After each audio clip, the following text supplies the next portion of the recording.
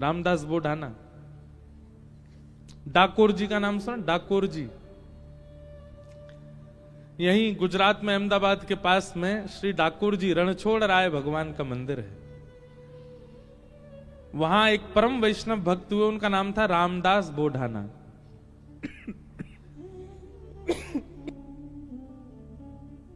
हर एकादशी पे आते थे। एकादशी कब? कल है ना? कल की है परसों की? कई लोग कल मान रहे हैं। और कल भैया सुबह हमारे बंग परिवार की ओर से, व्यासपीठ की ओर से, हम कोई अलग थोड़ी हैं, एक ही हैं, हम सब की ओर से कल श्री ठाकुर जी की ध्वजा जी पधराई जाएंगी। कितने बजे? 7 बजे सुबह। कल सुबह भोर होते ही ठाकुर जी हम लोगों को देखेंगे। वाह, दुनिया उठते ही ठाकुर जी को देखती है, कल ठाकुर जी उठते ही हम लोगों को देखेंगे, क्योंकि पहली ध्वजा यहीं से ठाकुर जी को पधराई जाएगी। तो रामदास बोढ़ाना, पहले हम अपनी बात पूरी कर दें। मन किसका नहीं भटक रहा? सबका भटक रहा है। गोस्वामी तुलसीदास जी का भटक रहा था, पर कहां भटक रहा था? राम जी में। तुकाराम जी का विट्ठल में, मीराबाई का गिरधर में, और हमारा संसार में, हमारा बड़ा पाव में, हमारा मिसल पाव में। अब यही बोलूंगा मंच से, और चीजें तो बोलूंगा नहीं कि कहां कहां भटक रहा है। बहुत जगह भटकता है। किसी का मन रुपया में भटक रहा है। जो रुपया के आदी होते हैं ना, उनको सब जगह यही दिखता है। द्वारिका आके भी यूं सोचेंगे, यहां पे पैसा कैसे कमाया जाता होगा, यहां के लोग धनार्जन कैसे करते होंगे।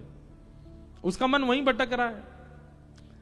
कई लोगों का मन जो है वो प्रॉपर्टी डीलर ही बने रहते हैं। वो आके जहां पहुंचेंगे वहीं के दाम पूछेंगे, यहाँ की प्रॉपर्टी के दाम क्या हैं? अच्छा, इतने में मिलता है? बोले हाँ। कामी लोग जो हैं वो सब जगह काम ही देखते रहते हैं। लोभी लोग सब जगह लोभ देखते हैं। मन सबका भटक रहा है, भक्तों का भी भटका है। पर हां, भटका कहां? भटकने का मतलब क्या होता है? विचरना। विचरने को ही भटकना कहते हैं। हमारे ब्रज में भटकना का मतलब एक और होता है, फूटना। जैसे पुराने ब्रज के लोग होंगे ना, वो क्या कहते हैं? भटकना भटकाए रोए। अब ये ब्रज भाषा का शब्द है, इसका अर्थ क्या हुआ? पटाखे फोड़ रहा है। तो पटाखे फोड़ने को क्या बोलेंगे ब्रज में? भटकना भटकाए रोए। मन सबका भटक रहा है, क्योंकि मन का स्वभाव है भटकना। पर कहां भटक रहा है, यह आवश्यक है जानना। अगर वो संसार में है और संसार के बहुव्यंजनों में है, तो आपका मन रोगी हो जाएगा। पर वही ठाकुर जी में विचरण करने लग जाए, ठाकुर जी में भ्रमण करने लग जाए, ठाकुर जी में भटकने लग जाए, तो वही एक भक्त की श्रेणी दिला देता। अब आपका प्रश्न यह है कि हमारा मन बहुत भटकता है संसार में, अब ठाकुर जी पर कैसे आए? ठाकुर जी तक लाने का मन को एक ही उपाय है कि मन को इतने भक्त चरित्र सुनाए गए, इतने वैष्णवों के भगवत चरित्र नहीं, ठाकुर जी के चरित्र बाद में सुनिएगा, ठाकुर जी के भक्तों के चरित्र पहले सुनो। उन भक्तों के चरित्र में ही रुचि बनेगी और उस रुचि से ही मन ठाकुर जी में आएगा। अब सुनो, रामदास बोढ़ाना का चरित्र सुनो। रामदास बोढ़ाना हर एकादशी आते थे द्वारिका, और उनका नियम क्या था? रात भर जागरण। एक तो पैदल चल करके आते थे डाकोर जी से, अहमदाबाद के पास। आज भी यहां से बाय रोड जाओगे तो आपको 5 से 6 घंटे लगेंगे। उस काल में रामदास बोढ़ाना पैदल चल के आते थे। कितने दिन लगते थे उनको, और ऐसी तिथि पर आते थे कि 10वीं को यहां पहुंच जाते और गोमती सागर में स्नान करते। गोमती सागर में स्नान करने के बाद किसी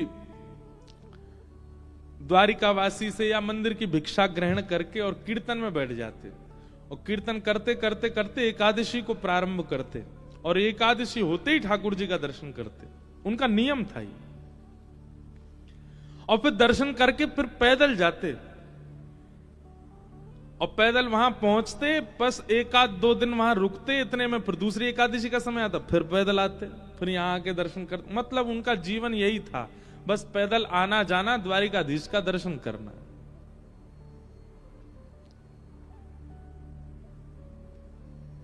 अच्छा, कई बार ऐसा होता है बंधुओं कि किसी वैष्णव भक्त के नियम को देख करके हमको लगता है यार ये इतना कठिन कैसे कर रहा है, पर नहीं।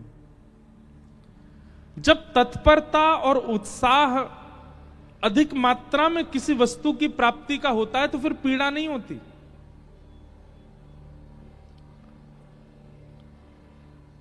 ध्यान से सुनिएगा बात को।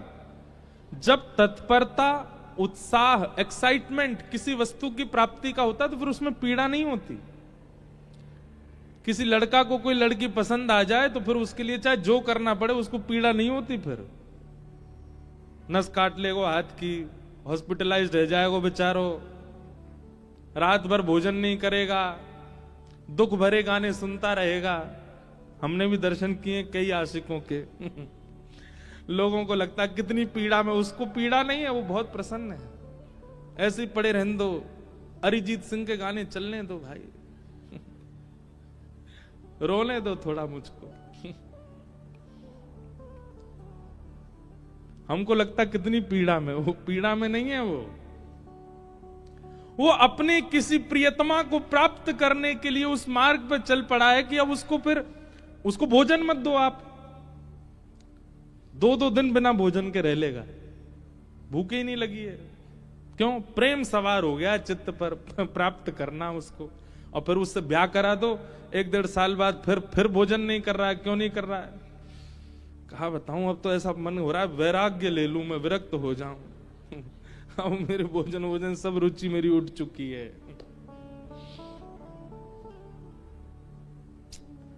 पर यही अंतर है, संसार की किसी वस्तु की प्राप्ति में भी आप तत्परता दिखाते हैं, पर उस वस्तु की प्राप्ति के बाद कहीं ना कहीं आपकी जो तत्परता पहले थी ना, वो घट जाती है। पर वही भगवत मिलन की तत्परता जब होती है ना, तो मिलन के बाद भी तत्परता बनी रहती है। और मिलन के बाद भी, ठाकुर जी से मिलन के बाद भी तत्परता आपकी नहीं बनी, तो इसका मतलब ठाकुर जी मिले ही नहीं। यहां तत्परता कभी समाप्त तो नहीं होती। संसार में और ठाकुर जी में यही अंतर है। यहां तत्परता अखंड रहती है और वहां खंड खंड खंड हो जाती है। और वस्तु की प्राप्ति में जो तत्परता, उसमें फिर कष्ट पीड़ा का अनुभव नहीं होता, फिर तो अच्छा लगता है। तो रामदास बोढ़ाना जी इतना पैदल चलते थे, 10-10, 12-12 दिन लगा करके द्वारिका आते थे। लोगों को लगता था अरे राम कितना कठिन, पर उनको वो पीड़ा का अनुभव नहीं होता था, वो तो बड़े प्रसन्न रहते थे। कई लोग मैंने देखा, वो एकादशी के दिन अन्न का त्याग रखते हैं। एकादशी करने वाले भी बहुत प्रकार के होते हैं। एक होते हैं वो अन्न नहीं खाते, एक होते हैं वो अन्न भी नहीं खाते और मौन भी रहते हैं, एक होते हैं वो अन्न नहीं खाते फलाहार करते हैं। और दिन तो 3 बार भोजन करते थे, एकादशी वाले दिन 5 बार करते हैं। उस दिन फलाहार, हम फलाहार कर रहे हैं ना, कुटू की पकौड़ी, कुटू कचौड़ी, ये वो 5 बार खाते हैं। पर कई लोग बड़ा कठिन भी करते हैं। वो कैसे करते हैं? केवल सेब या अमरूद या जो भी फल वही खाएंगे, वास्तविक फलाहार करते हैं, रसोई में बनी सामग्री नहीं पाते। कई लोग ऐसी एकादशी करते हैं। और कई लोग फल भी नहीं खाते, जल भी नहीं पीते, निर्जला एकादशी करते, पूरे दिन कुछ नहीं पाते। अब लोगों को लगता है राम राम कितनी पीड़ा, पर जो करता है ना उसको उसमें सुख मिलता है। और क्षमा कीजिए, अगर ये एकादशी जो लोग करते हैं उन लोगों को भार जैसा लगता है, कब आएगी द्वादशी, कब निकले फिरते खामे रोटी, मत किया कीजिए आप। ये कोई जबरदस्ती नहीं है, ठाकुर जी कोई कह नहीं रहे आपसे करो। जब तक ऐसी तत्परता चित्त में ना हो कि आप उसको सौभाग्य मान करके नहीं कर रहे हो, तब तक मत कीजिए व्रत। आपको सौभाग्य लगना चाहिए। रामदास बोढ़ाना को बहुत सौभाग्य लगता था कि ठाकुर जी ने मुझे इतना बल दिया कि मैं पैदल चल के द्वारिका जाता हूं। और वो द्वारिका आते, रात भर कीर्तन सुनाते द्वारिकाधीश को। और एकादशी को कपाट खुलते ही दर्शन करते, नेत्र सजल हो जाते रामदास जी के। ठाकुर जी को दूर से ही ऐसे अंक में, मानो ऐसे कर लेते जैसे मैंने अंक में भर लिया हो।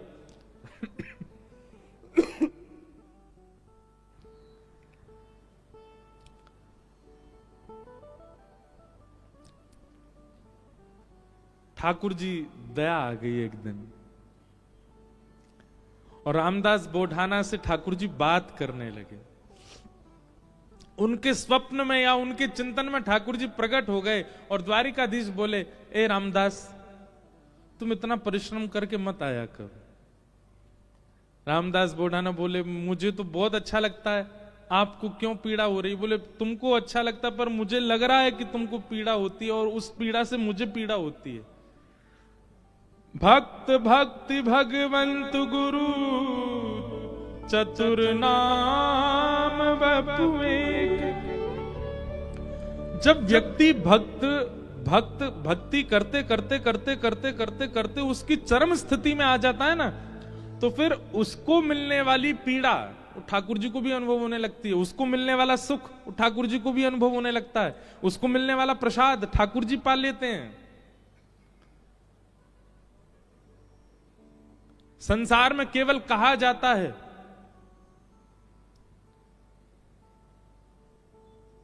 लेकिन यहां वास्तविक होता है कि आप पाओगे पेट उनका भरेगा, और ठाकुर जी पाएंगे पेट आपका भरेगा। कितने ऐसे प्रसंग मैं आपको सुना दूं।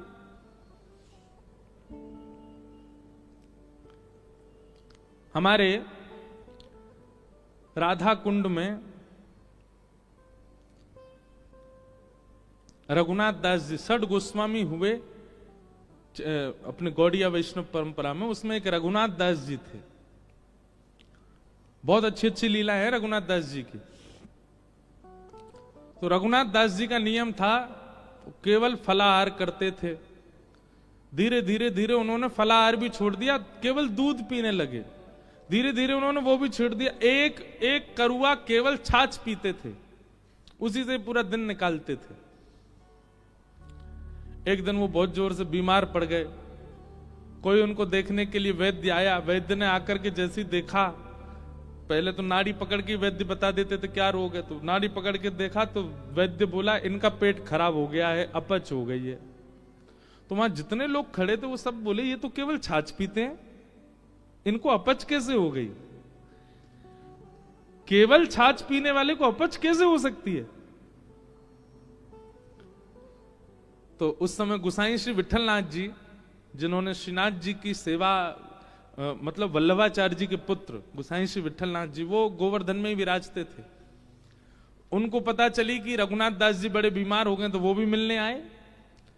मिलने तो आए, लेकिन व्यंग में आके बोले, हे रघुनाथ, हमने तो सुना था कि तुम केवल छाछ पीते हो, पर वैद्य से पता चला तुमको अपच हो गई। इसका मतलब चोरी चुपके खूब माल उड़ाते हो, खूब धुआंधार जो है मालपुआ उड़ाते हो, तभी तुमको अपच हो गई है। रघुनाथ दास जी बोले, नहीं, मैं तो छाछ ही पीता हूं। बोले, फिर तुमको अपच कैसे हो गई? बोले, मैं तो प्रत्यक्ष रूप से छाछ पीता हूं, पर जब मैं मानसी में जाता हूं, नेत्र बंद करके चिंतन में जाता हूं, वहां प्रिया प्रियतम 56 भोग खिलाते हैं, उससे अपच हो गई मेरे को। और वो अपच प्रत्यक्ष में दिखने लगी। सोचो, इस बात पर पढ़े लिखे लोग विश्वास नहीं करेंगे, पर यह वास्तविकता है।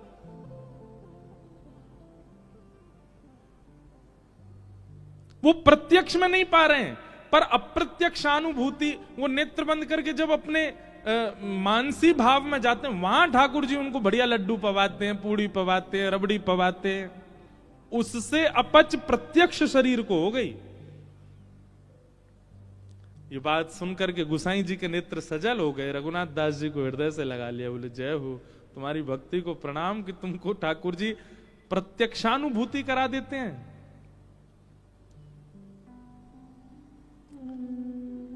रामदास बोढ़ाना ठाकुर जी से बोले, भगवान, मुझे पीड़ा नहीं है, मुझे बहुत सुख मिलता है। भगवान बोले, तुमको पीड़ा नहीं, पर तुम्हारी पीड़ा हमको लगती है, इसलिए तुम मत आया करो।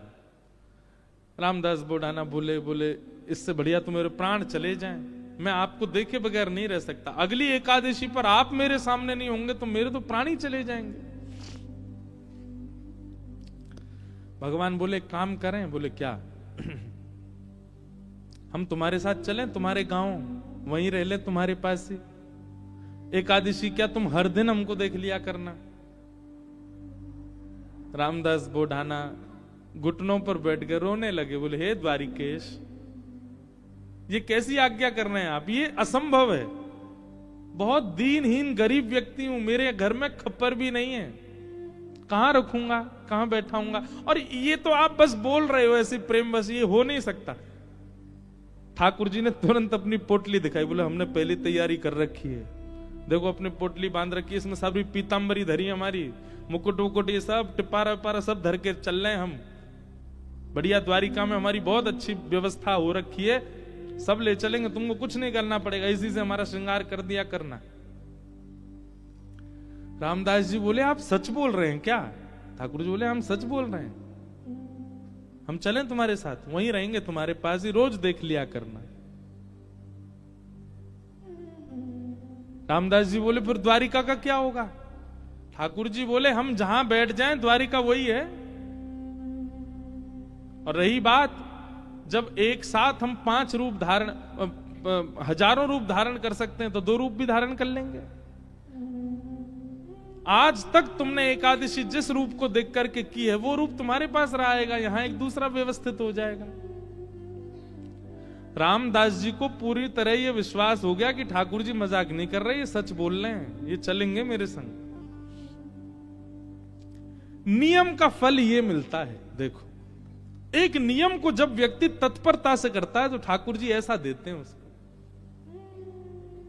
कई लोग कह देते हैं एकादशी पर भूखे रहने से भगवान को कोई, इससे थोड़ी प्रसन्न होंगे भगवान। ठाकुर जी प्रसन्न नहीं होते हैं, पर आपकी तत्परता ठाकुर जी देखते हैं।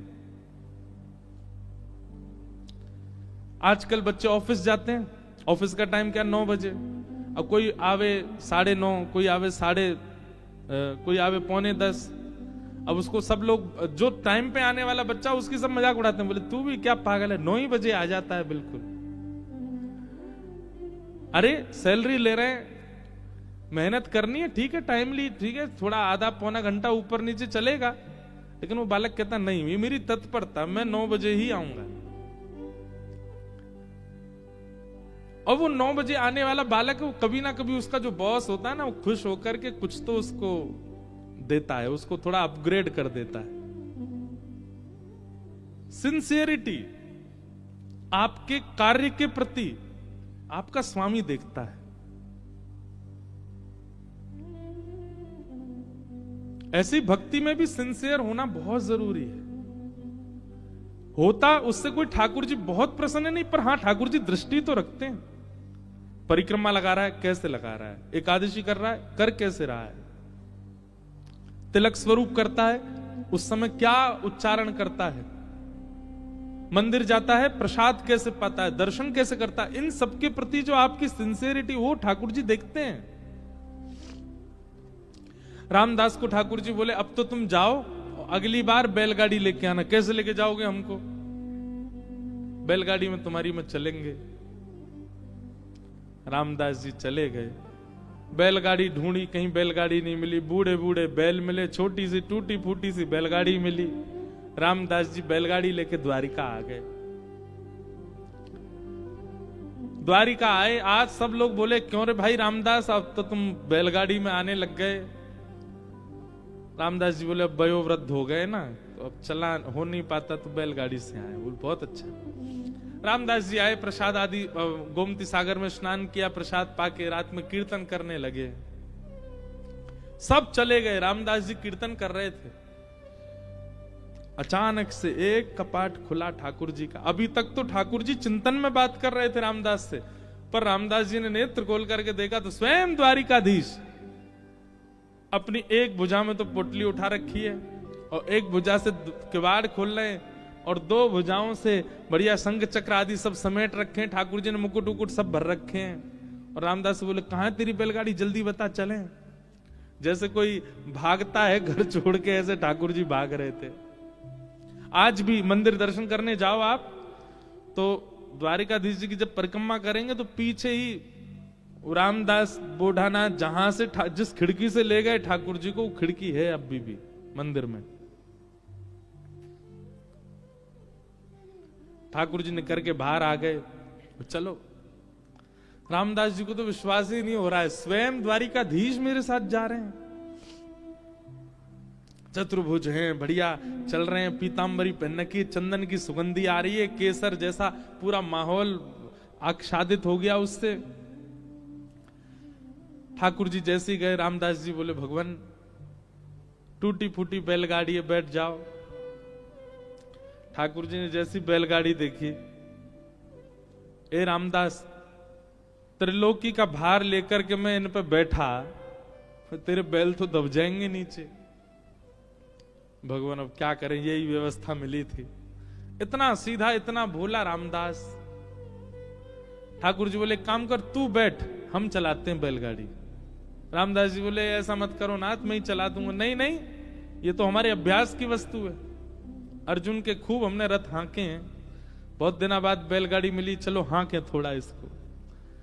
और रामदास पीछे बैठे हैं और ठाकुर जी आगे पैर लटका के बैठे और बैलगाड़ी चला रहे हैं। ठाकुर जी के स्पर्श होते ही बैलगाड़ी तो बिल्कुल नवीन हो गई, बैल बिल्कुल युवान हो गए।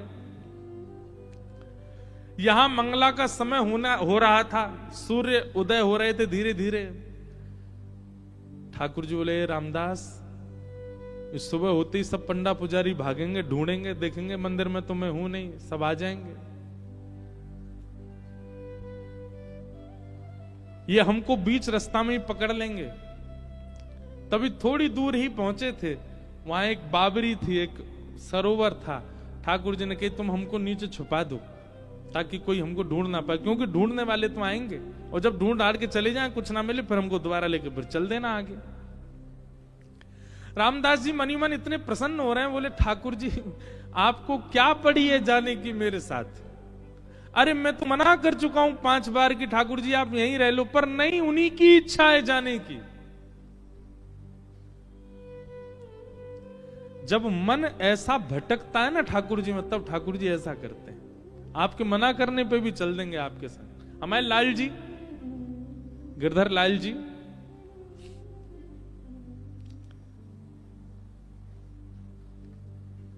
ये ऐसे ही आए हमारे पास। जब प्राप्त हुए थे ना, तो एक बार मैंने तो, अब बोलने में अटपटा लगता है, पर एक बार मैंने तो यही कहा कि मुझे तो श्रृंगार आता नहीं, मुझे सेवा आती नहीं, कैसे करूंगा, कैसे संभालूंगा, कैसे इनकी नथ बेसर धराऊंगा, कैसे इनके नेत्र श्रृंगार, कैसे मुकुट पाक कैसे बनाऊंगा। ये अभी जो ये स्वरूप दिखा आपको, दिखा उसमें, ये साल में एक बार हमारे गिरधर लाल जी जगन्नाथ जी बनते हैं, तब का स्वरूप है, रथ यात्रा वाले समय पर। ठाकुर जी को जगन्नाथ, और जो वैसे रूप है वो वाला भी दिखाओ जो सामान्य है। सामान्य सबने देखे ही हैं, श्रीनाथ जी के रूप में हमारे लाल जी हैं, और नेक्स्ट से हैं, छोटे से, पर ये आए स्वयं, और ये स्वयं ही आते हैं, आप नहीं लेते हैं।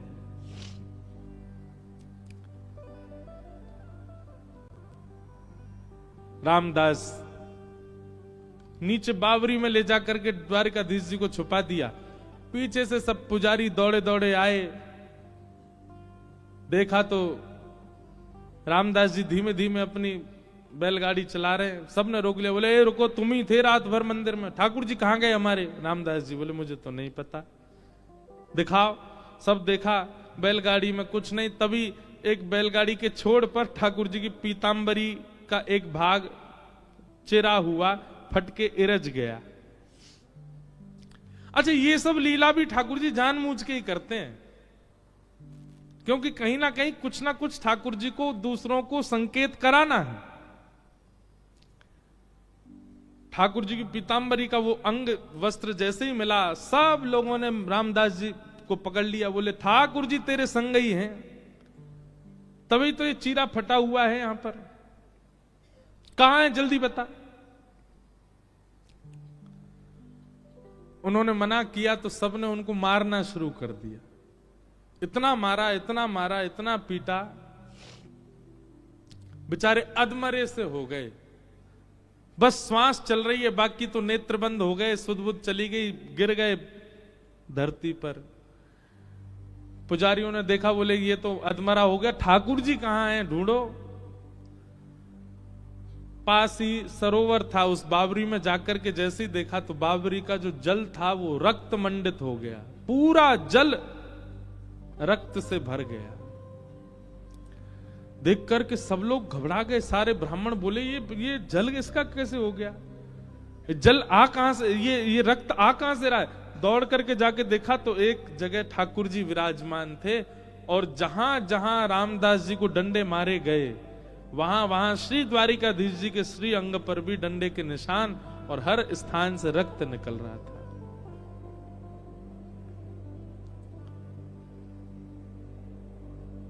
सब पुजारी जी चरणों में गिर गए, सब ब्राह्मण देवता बोले भगवान ये क्या हो गया, बोले ये क्या हो गया, मेरे भक्त को मारते हो,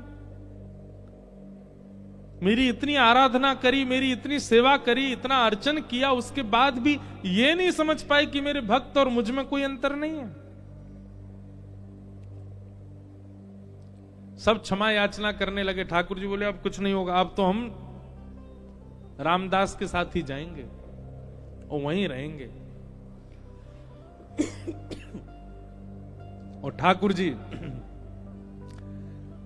सब देखते रह गए, लेकिन रामदास जी के साथ में ऊपर आए ठाकुर जी, और आकर के रामदास जी को जैसे हृदय से लगाया, सारे घाव ठीक हो गए, और कहा ले चलो हमको। ठाकुर जी गए सीधे और डाकोर जी में जाकर के रामदास जी के यहाँ विराजमान हो गए, और उनका नाम पड़ा रण छोड़ राय भगवान। बोलो रण छोड़ राय भगवान की। उनके यहाँ ठाकुर जी विराजे। सब ब्राह्मणों ने जाकर के निवेदन किया, भगवान से प्रार्थना की, बोले प्रभु आप द्वारिका छोड़ के यहां चले आए, और द्वारिका का कैसे अब भरण पोषण होगा, इतने दर्शनार्थी आएंगे, सब होगा कैसे चलेगा। और सबसे बड़ी बात, ये सारे ब्राह्मण ये सब आपके द्वारा बसाए हुए हैं द्वारिका में, इन सब का जीवन भरण पोषण सब आपसे चलेगा, और आप ही चले गए, अब हम कैसे अपने खाएं पिए, क्या करें, हमारा जीवन यापन कैसे होगा। ठाकुर जी बोले बस यही अंतर है, भक्त कभी भी ये नहीं पूछता कि मेरा जीवन यापन कैसे होगा, वो यही पूछता है कि आप कैसे मिलोगे। और आप लोगों को कहीं ना कहीं ये चिंता है कि आप लोगों का भरण पोषण कैसे होगा। तो एक काम करते हैं, हम अपने भार के समान आप सबको सोना दे देते हैं, उतना स्वर्ण ले जाओ, चलेगा। सब ब्राह्मण बोले ठाकुर जी भारी तो खूब है, इनके भार के समान सोना मिल जाएगा तो आनंद ही हो जाएगा। ठाकुर जी बोले वैसे ब्राह्मण देवता सब बोले चलेगा तो नहीं, लेकिन फिर भी अब आपकी इतना प्रेम है रामदास से, तो आप तो रह लो यहीं पे, दे दीजिए, इतना सोना ही दे दीजिए हमको, और क्या करें। भगवान बोले लाओ तराजू लाओ। ब्राह्मणों ने सबने तराजू की व्यवस्था करी, बढ़िया सब। एक तरफ ठाकुर जी बैठ गए, ठाकुर जी बैठते ही रामदास, ए रामदास चलो लाओ, दूसरी तरफ सोना रखो, तोलो हमसे, और हमारे बराबर का दो सब ब्राह्मणों को। रामदास जी बोले भगवान ये बात नहीं बनेगी, मैंने पहले ही मना किया था, मेरे यहाँ तो खप्पर ही नहीं है, घर में पानी आ जाता है, मेरे यहाँ कोई व्यवस्था नहीं है। आपने ये बात आपको पहले से पता थी, आपने फिर भी देखो अब सबके आगे मेरी नाक कटवा रहे हो आप। अरे कुछ व्यवस्था नहीं है मेरे पास, मेरे पास महीना भर में जो व्यवस्था होती उससे मैं द्वारिका आ जाता था, बस इतनी व्यवस्था थी, और इन ब्राह्मणों को कैसे दूं मैं।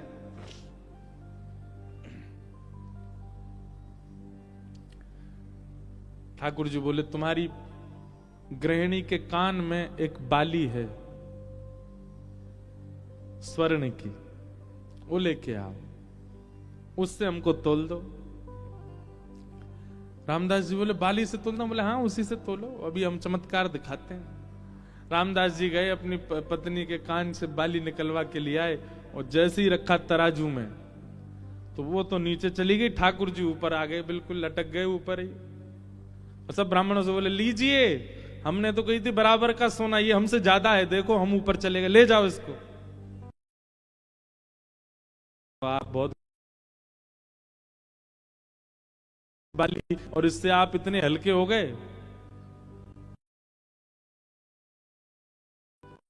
ऐसा मत करो भगवान। भक्तवा सबने हार मान ली ठाकुर जी के। करो गोमती सागर में स्नान करो, गंगा में स्नान करो, आप दुनिया भर की वस्तु मांगते हो, पर हर बार हमारी कही एक बात कहिएगा, पहली डुबकी लगाते यही मांगो, हमें सरल बना दीजिए। हे गंगा मैया, हे गोमती मैया, हे समुद्र नारायण, हे कुंभराज प्रयाग, हमें सरल बना दो, हम सरल चित्त हो जाएं। क्योंकि ठाकुर जी को सबसे पहला लक्षण तो सरल चित्त ही चाहिए, वो होना बहुत आवश्यक है। तो मन का भटकाव सब जगह से ठाकुर जी में केवल और केवल भक्त चरित्र से हो सकता है, उसी से ही संभव होगा। तो ऐसा एक जिज्ञासा थी, उसी में ही हमने रामदास जी की लीला सुना दी।